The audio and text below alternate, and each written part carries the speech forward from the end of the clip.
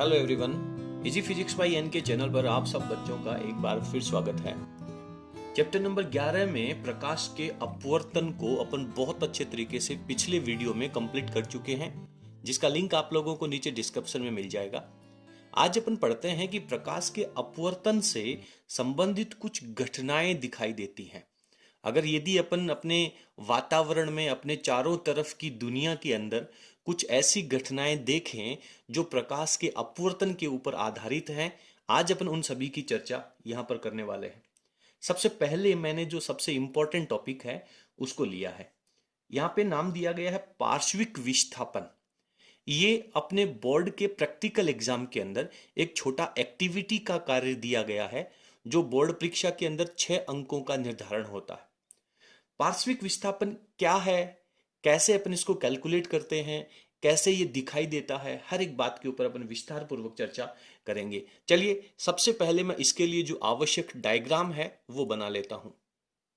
ये बेटा यहां पर अपने पास एक घनाभ के आकार की, यानी थोड़ी सी मोटाई की, इसकी जो मोटाई है वो यहां पे मैं ड्रॉ नहीं कर सकता क्योंकि ये मेरे पास 2D का स्पेस है। तो एक घनाभ के आकार की, जिसे आयताकार पट्टिका कहा जाता है। आयताकार क्यों कहा जाता है? क्योंकि उसकी जो लंबाई है और वो चौड़ाई है वो आयत के आकार की होती है, परंतु इसकी जो मोटाई है वो बहुत थोड़ी होती है। थोड़ी का मतलब लगभग 1 सेंटीमीटर के आसपास होती है। जैसे ही अपना ये चैप्टर कंप्लीट होगा, उसके बाद में इस चैप्टर से संबंधित एक बड़ा प्रैक्टिकल भी अपने सिलेबस में है, उसको भी अपन विस्तार पूर्वक पढ़ने वाले हैं।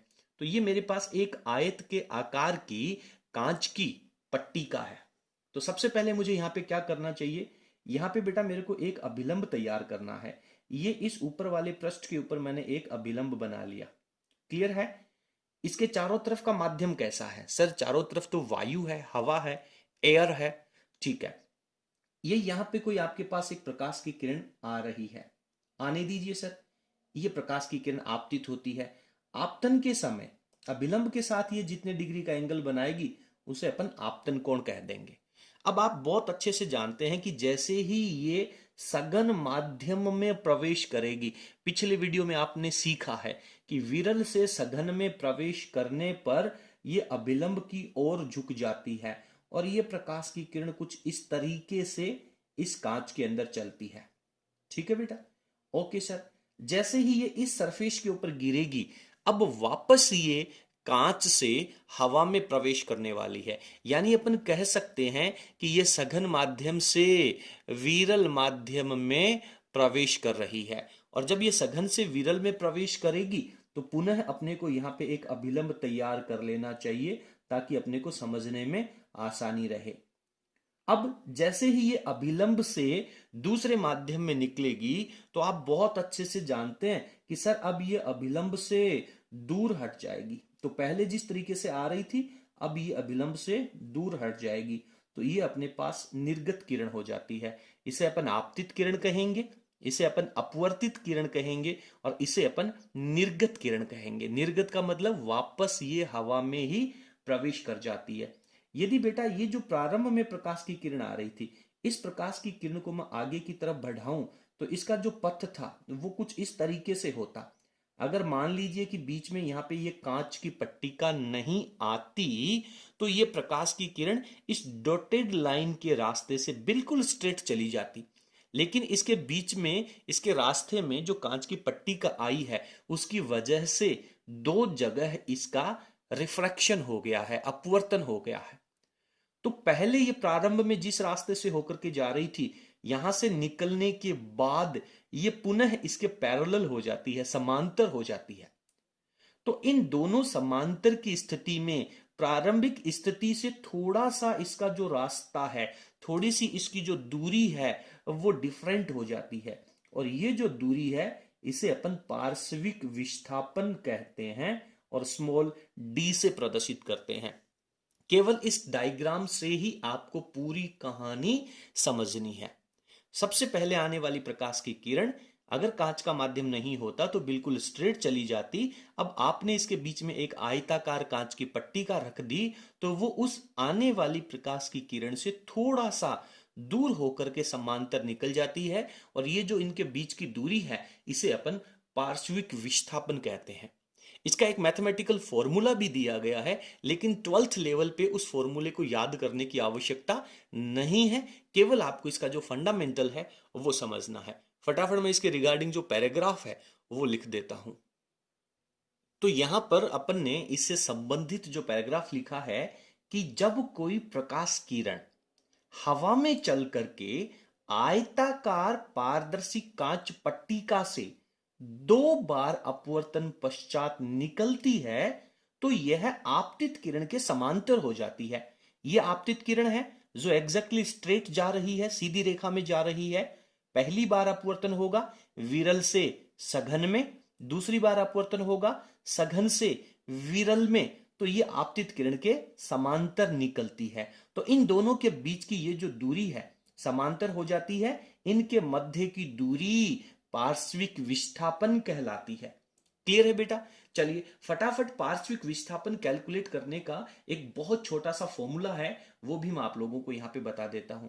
फॉर्मूला ये है D is equals to I into T।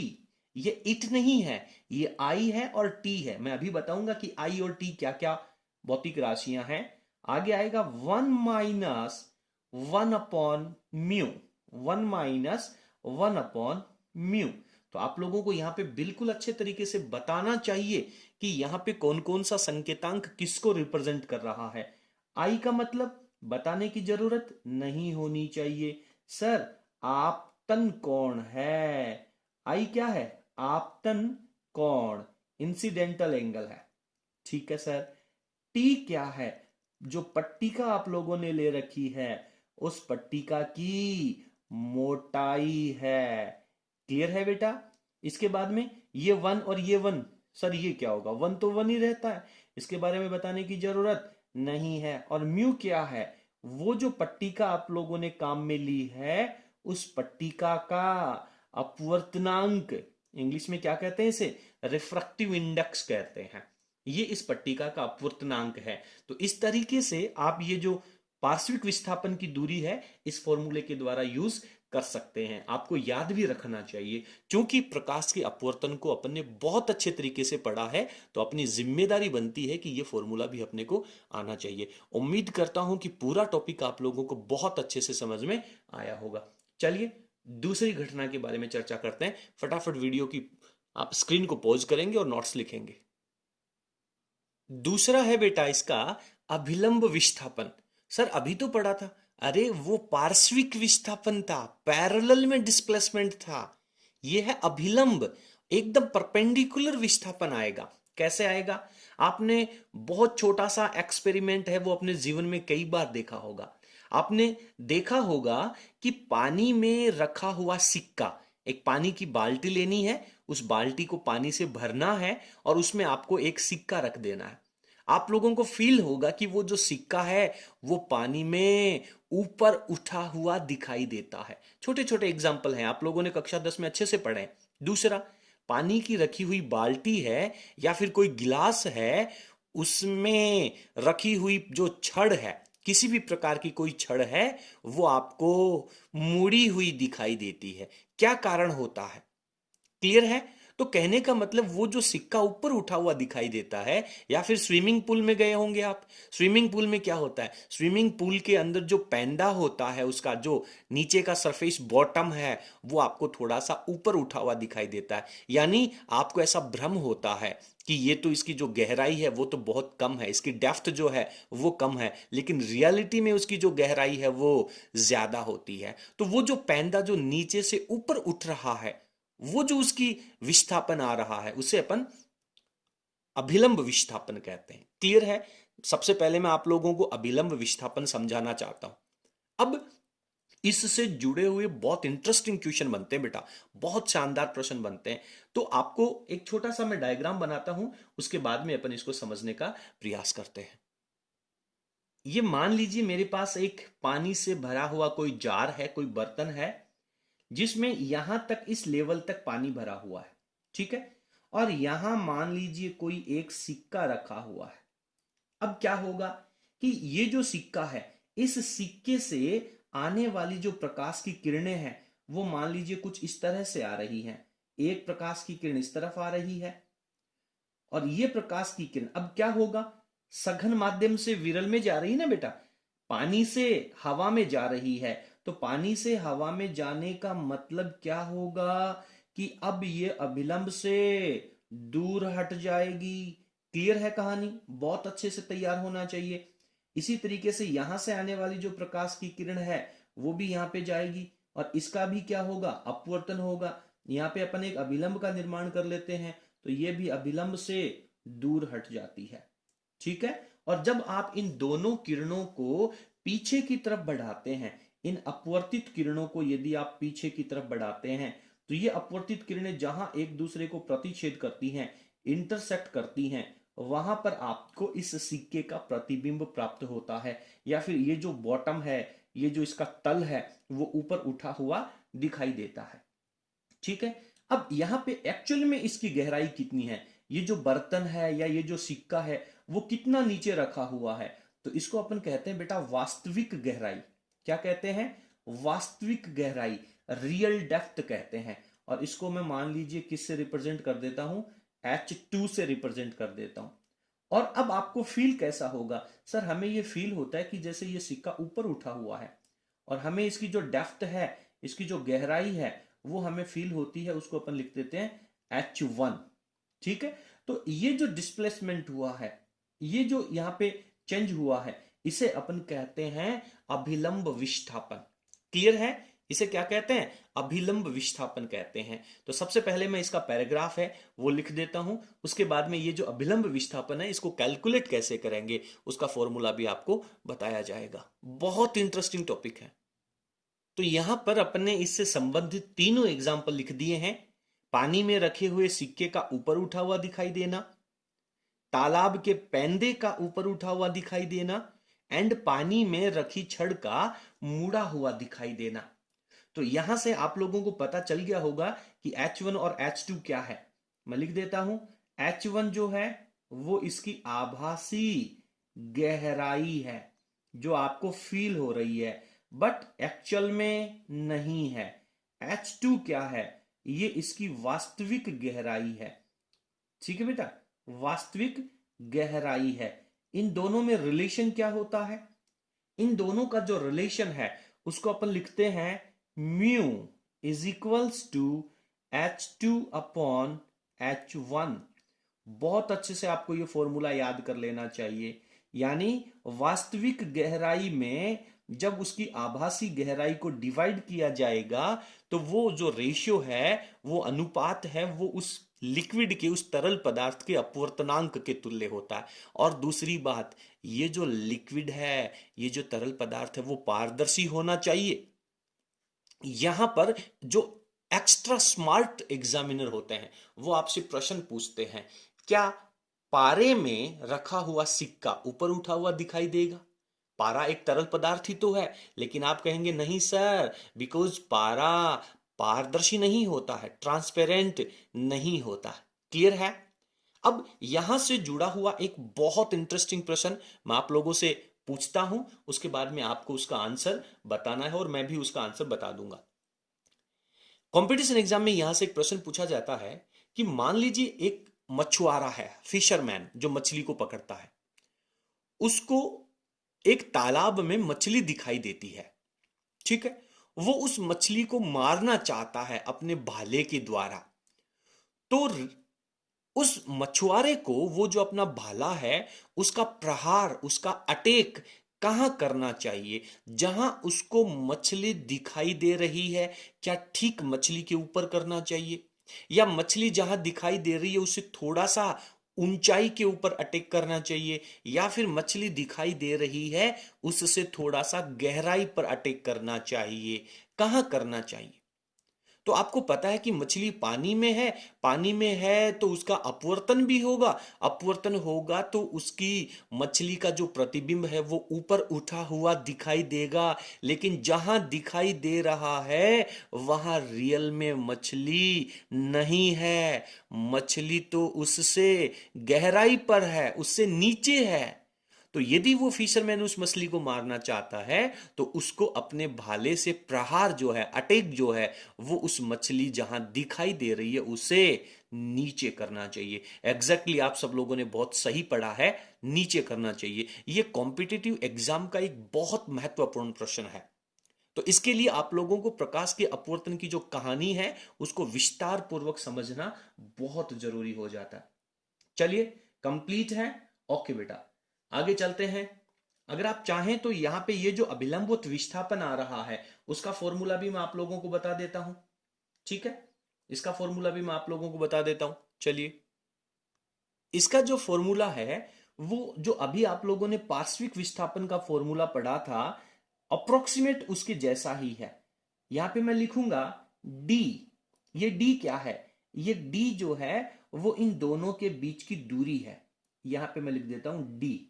ठीक है, इसकी जो वैल्यू होगी वो होगी टी इंटू 1 - 1/म्यू। ठीक है, अब आप कहेंगे कि सर इस फॉर्मूले में तो टी है ही नहीं।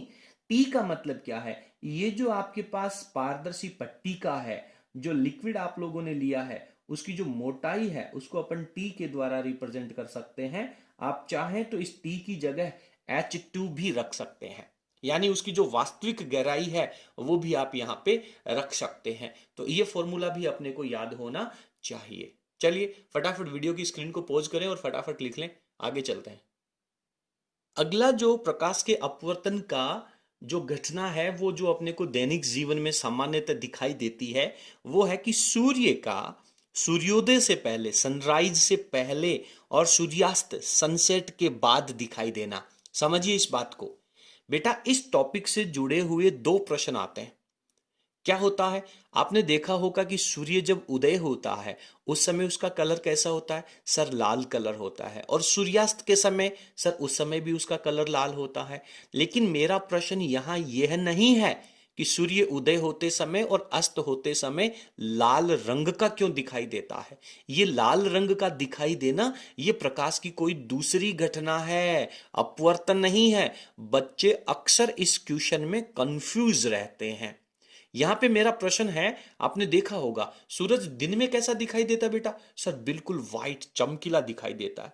लेकिन सुबह आपने जब देखा होगा तो सुबह जब सन उदय होता है, सूर्य उदय होता है, उस समय वो जब सीधा नीचे से निकलता है तो एक्चुअल में वो आपको सफेद दिखाई नहीं देता है। इसका मतलब वो रियल सन नहीं है, वो एक्चुअल का सूर्य नहीं है। तो क्या है, उस सूर्य का प्रतिबिंब नजर आ रहा है। तो सूर्य उदय होने से पहले और सूर्यास्त के बाद भी दिखाई देना यह प्रकाश के अपवर्तन की घटना है। इसको मैं ज्यादा विस्तार पूर्वक नहीं लिखूंगा, केवल इतनी हेडिंग जो इसकी है वो लिखना मेरे लिए सफिशिएंट है। ठीक है, तो यहां पे मैं बता दूं कि सूर्य उदय होते समय और अस्त होते समय जो लाल रंग का दिखाई देना है वो प्रकाश की दूसरी घटना है। जब अपन उस टॉपिक में चलेंगे तब आपको ये वाला एग्जाम्पल भी बता दिया जाएगा, लेकिन अपवर्तन से संबंधित आप इस बात को बहुत अच्छे से क्लियर कर लेना। ओके, आगे चलते हैं। नंबर 4 क्या है?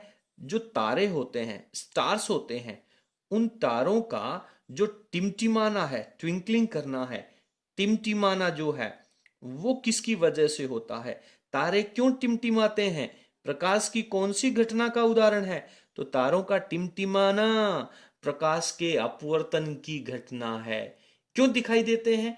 क्योंकि वायुमंडल की जो परतें होती हैं, लेयर जो होती हैं, उनका घनत्व अलग अलग होता है। तो तारों से निकलने वाला जो प्रकाश है वो एक माध्यम से दूसरे माध्यम में, एक परत से दूसरी परत में जब जाता है तो वो चमकते हुए दिखाई देते हैं। तो इस तरीके से ये 4 बेसिक एग्जाम्पल हैं प्रकाश के अपवर्तन की घटना के। उम्मीद करता हूं कि आपको चारों एग्जाम्पल हैं वो बहुत अच्छे से समझ में आए होंगे। इसके बाद अगला जो अपना टॉपिक है वो है प्रकाश का पूर्ण आंतरिक परावर्तन, टोटल इंटरनल रिफ्लेक्शन। उसको अपन अगले वीडियो में करेंगे। अभी के लिए केवल इतना ही। उम्मीद करता हूं कि आपको पूरा वीडियो बहुत अच्छे से समझ में आया होगा। यदि वीडियो आपको समझ में आया हो तो प्लीज वीडियो को लाइक करें और इसे अपने सभी मित्रों तक अवश्य पहुंचाएं। आपका बहुत बहुत धन्यवाद। Thank you. Good luck.